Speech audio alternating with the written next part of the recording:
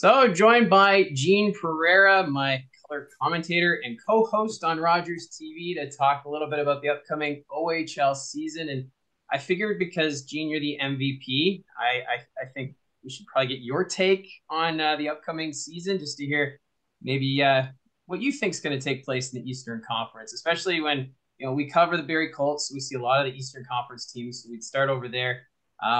What are your thoughts going into this year? What team should we be watching for tops in the Central and in the East Division? I everybody forgets this by about a third into the season, but no, I think the East, a little bit different, a lot more wide open than say the West, where you expect obviously the London Knights and Saginaw Spirit, and Sound Attack to be up there. I think in the East, especially in the Central Division, with the exception of maybe Niagara, it's completely wide open. And when you look at it, I mean, right now, one of the so-called early favorites that everybody's talking about is the Sudbury Wolves, and I think for good reason. When you look at that offense, Deb, Quentin Musty, I mean, that team, they could score last year. We saw that, and they're going to score in bunches again this year. And again, the big question for Sudbury will be, goaltending and defense, and how much can they keep the puck out of the net. But they're right up there. I think the Ottawa 67s, everybody kind of forgets them. They're a really young team, and they kind of overachieved, shall we say, last year. They made some big trades to go for it, but they still have a ton of talent returning. The job that Dave Cameron does, his teams are always competitive, always responsible and accountable on the ice. So they're a team, and James Boyd always seems to put together a great lineup. So I think Ottawa, I probably go with them as the favorites. Sudbury right there, but not too far behind are the likes of the Mississauga Steelheads. I think Barrie. The Colts here, are going to get stronger as the year goes on.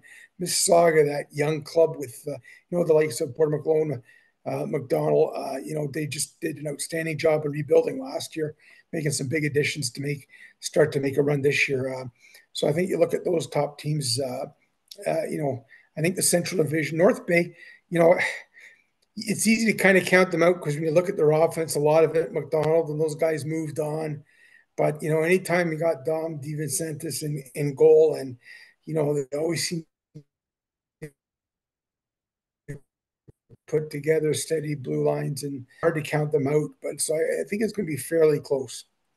Yeah, and I think for the Sudbury Wolves, the one thing to watch for them will be, can they stay out of the penalty box? Because we saw the preseason game with Landon McCallum. He was getting into some penalty problems there on Saturday night. So I think the Sudbury Wolves, they're going to be pretty good as well. But can they stay out of the box? I think that's going to be a key thing, because it's going to be really tight throughout the Eastern Conference.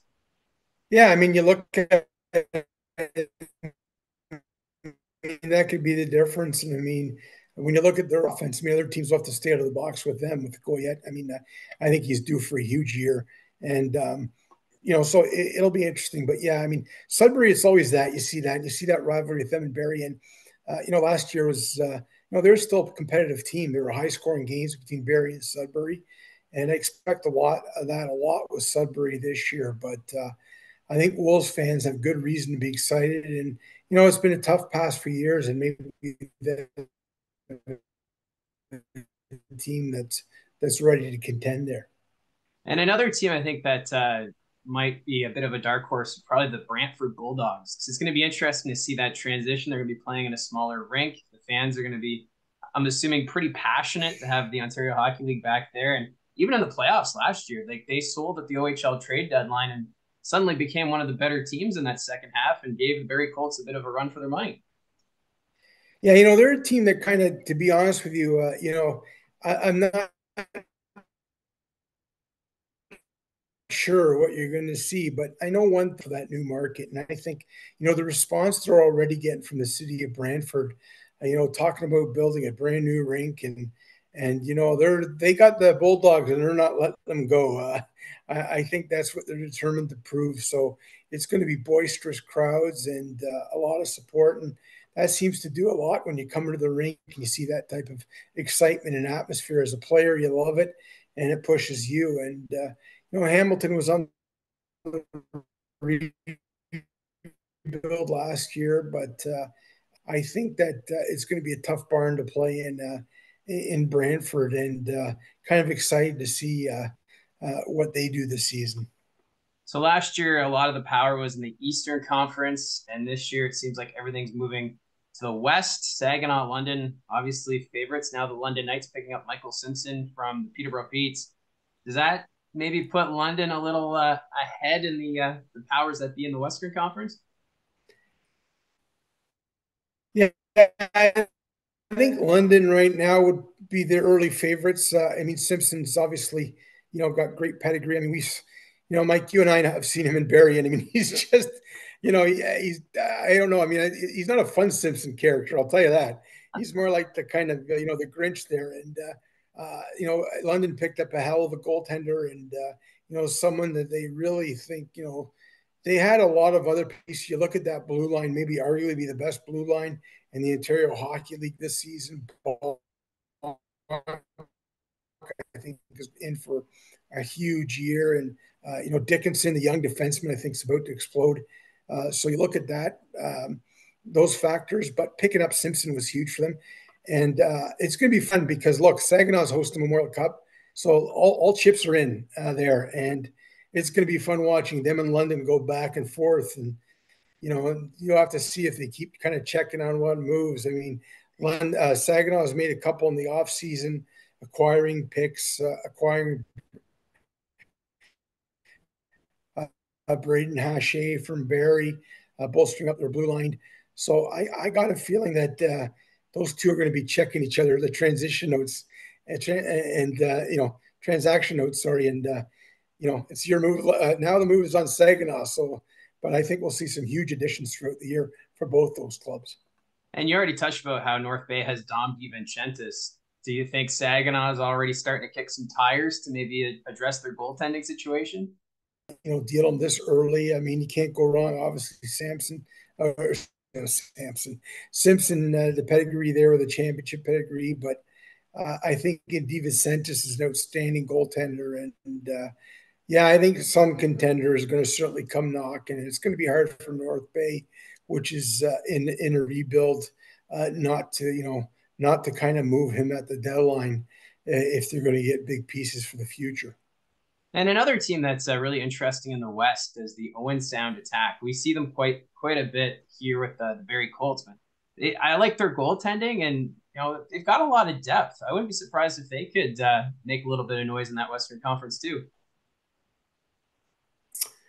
Yeah, we know about the goaltending. That young goalie, when he stood on the head, I think Owen was down 5-1, and they came back and won 6-5, if I recall. And he was just outstanding. And that Owen Sound team, I think they're coming off a bit of a disappointment last year. I mean,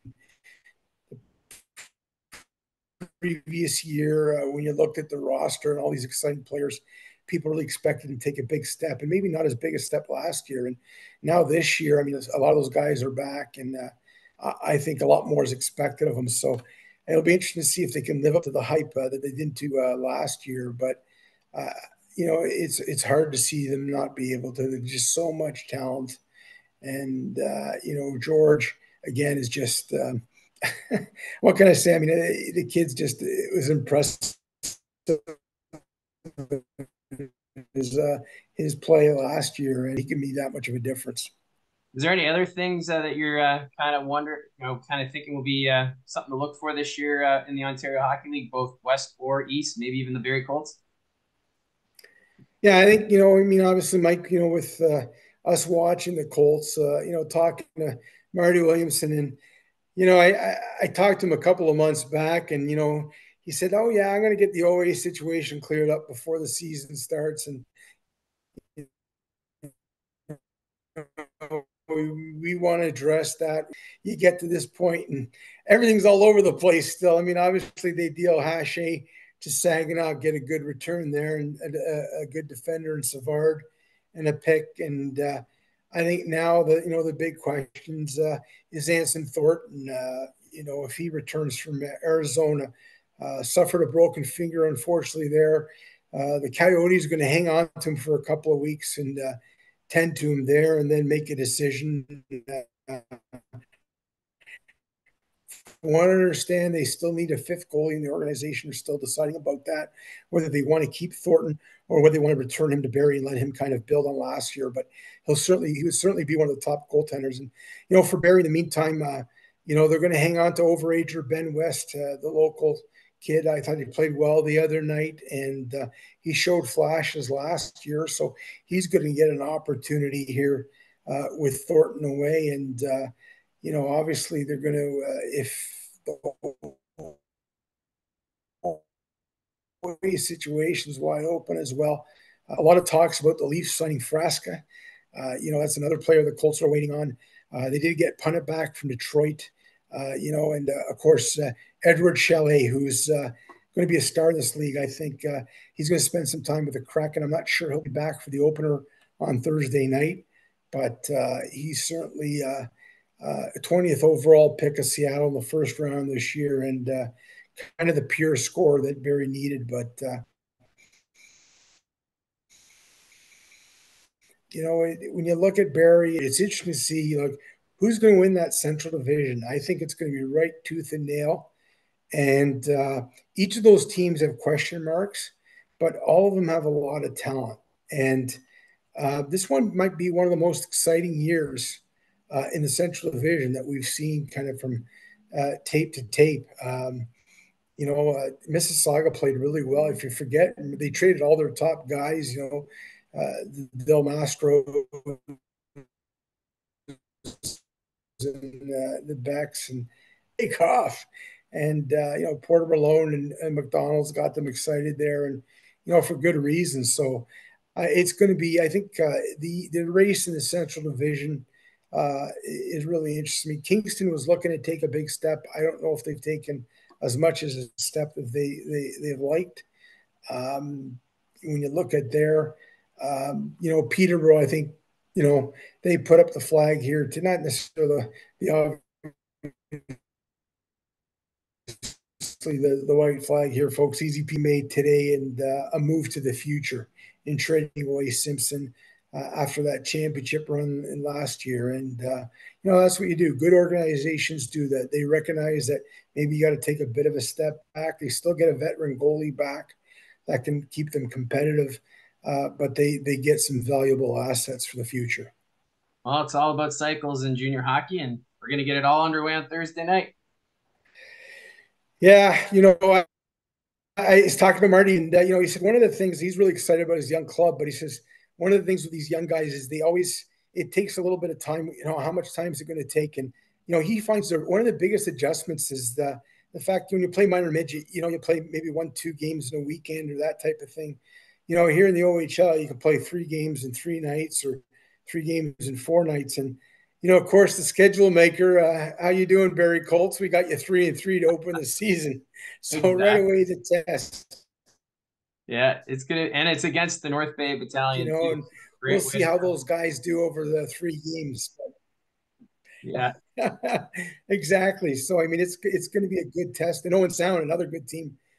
In Owen Sound Saturday, so 2 of them on the road. But and again, I mean, this Barrie team we talk about. Riley Patterson is, a player that I'm really excited to see. And, talking to him, he's obviously excited about Thursday. And, for him, he was going to go the school route, but decided once with Barrie and them acquiring a chance to not only jump into an OHL team, but, jump into that top 6 and be an impact player, have an opportunity to, play power plays, be a key guy out there. And, for a young, talented guy like himself, who won Rookie of the Year in the Tier 2 across the country last year, it was an opportunity he said he couldn't pass. Yeah, it's going to be a fun season, I think, and it just adds to that Sudbury-Barrie rivalry for sure. So, Gene, thanks for doing this, and we'll see you back at Saddlein Arena. Yeah, and we'll be waiting for the pumpkin pie, Mike. I know you didn't bring it to the exhibition game, but it's exhibition. That's understandable. So, we'll and you might want to bring a 6-pack of extra ones for my dog just to bring home. So, well, as long as As long She'll as leave my Thomas pillows brings the whipped alone. cream. She'll leave my pillows alone, Mike, please. I'm begging you. I can't make any promises, but we'll see what we can do. There Thanks again, Gene, for joining us. And if you did enjoy this video, remember to hit like and subscribe and tell us down below maybe your predictions for the upcoming 2023-24 OHL regular season. Where do you see the Barrie Colts finishing? Maybe do you think the Sudbury Wolves will be the first place team in the East? Or what about London and Saginaw? Will they be the top teams coming out of the Western Conference? So I'd love to hear your opinions. And again, the season starts Thursday night. Barrie Colts versus North Bay Battalion. Puck drop is at 7 p.m. Have yourself a great day.